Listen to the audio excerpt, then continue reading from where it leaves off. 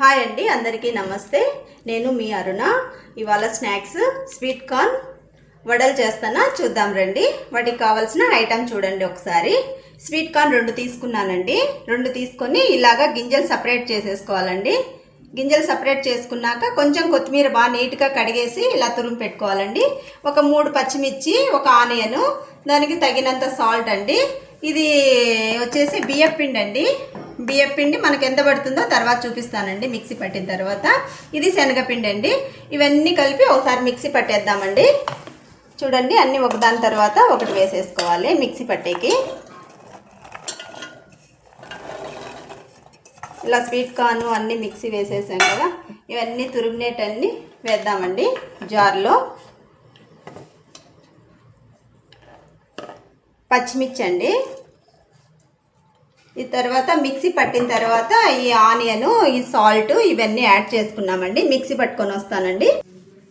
చూడండి, ఇలాగా కొంచెం మిక్సీ పట్టేసుకోవాలండి నీట్గా. కొంచెం గరుగ్గా పట్టుకోవాలండి, ఇలా ఉండేలాగా పట్టాలి. ఈలోపు ఇది కొంచెం బౌల్లోకి తీసేసుకున్నాము.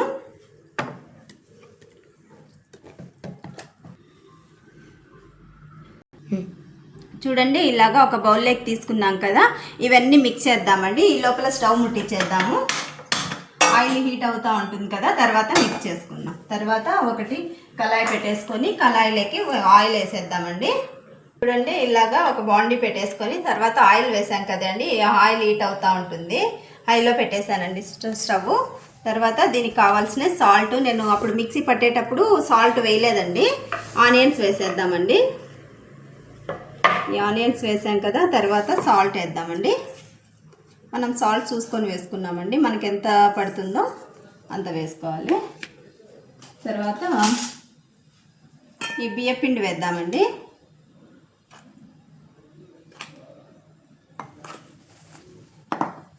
ఒక 3 టేబుల్ స్పూన్ వేసానండి. తర్వాత శనగపిండి అండి. శనగపిండి అంతే అండి. చూడండి, మంది ఇది ఎంత జోరుగుందో చూసుకొని తర్వాత మనం కొంచెం గట్టిగా కావాలనుకుంటే ఇంకొంచెం యాడ్ చేసుకోవచ్చండి. ఇది పక్కన పెట్టేసి ఇదంతా మిక్స్ చేసేద్దాం. చూడండి, కొంచెం అల్లం వెల్లుల్లి పేస్ట్ వేద్దామండి. చూడండి, ఇలా ఉండాలండి వడకు వచ్చేలాగా. మనం పిండి అన్నీ శనగపిండి, బియ్యం పిండి వేసేసుకున్నాం కదా, తర్వాత అల్లం వెల్లుల్లి పేస్ట్ ఇప్పుడు వేసానండి, కొంచెం వేసి మిక్స్ చేశాను.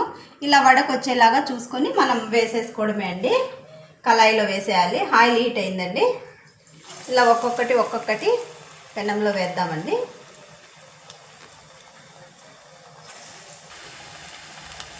చూడండి, ఇలాగా ఒక చిన్న ముద్ద తీసుకొని, చూడండి ఇలాగా ఒక చిన్న ముద్ద తీసుకొని మధ్యలో హోల్ పెట్టేసి ఆయిల్లో వదిలేయడమే అండి. చూడండి స్టవ్ మీడియంలో పెట్టుకొని అట్లా ఉల్టా చేసేసుకున్నామండి. వేగాయి కదా, వేగుతున్నాయి ఒక సైడు. వీటిని ఉల్టా చేసేస్తాం. చూడండి, అన్నీ బ్రౌన్ వచ్చేసాయి కదండి, తీసేద్దామండి. బౌల్లోకి తీసేద్దాము. కొంచెం ఆయిల్ అంతా వంపేసుకొని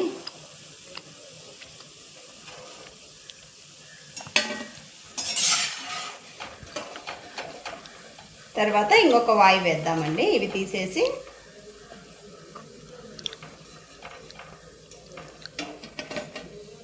ఇంకొక వాయి వేద్దామండి. చూడండి, మళ్ళీ అన్నీ ఇంకొక వరుస వేసేద్దామండి. బాండీకి ఎన్ని పడతాయో చూడండి, ఇలాగా అన్నీ పెట్టేసుకుందాం. చూడండి, ఇంకొక ఇది రెండో వాయి అండి. రెండో వాయి కూడా ఉల్టా చేసుకున్నామండి.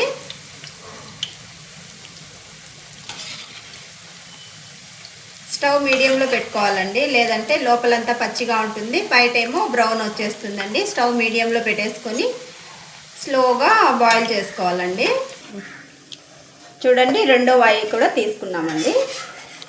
ఇవి కూడా బాగా బ్రౌన్ వచ్చేసాయి కదా, ఇవి తీద్దామండి ప్లేట్లోకి.